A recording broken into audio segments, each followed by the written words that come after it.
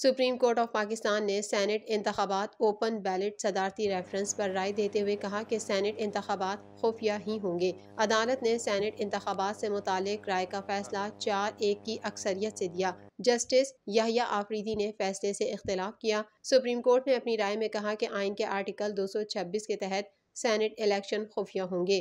Election commission शफाफ इंतखाबात को यकीनी बनाए। इंतखाबी अमल से करप्शन ख़त्म करना और शफाफ इंतखाबात कराना इलेक्शन कमीशन की जिम्मेदारी है। करप्ट प्रैक्टिसेस रोकने के लिए इलेक्शन कमीशन जदीद टेक्नोलॉजी की मदद ले। तमाम इदारे इलेक्शन कमीशन की मुआवनत करें। वोट हमेशा खुफिया नहीं रह सकता। तफसीली वजूहात बाद में दी जाएंगी। ख्याल रहे सुप्रीम कोर्ट ने जुमेरात को सेनेट इंतखाबात ओपन बैलेट से करवाने से मुतालिक सदारती रेफरेंस पर फरीकैन के दलाइल मुकम्मल होने के बाद राय महफूज कर ली थी।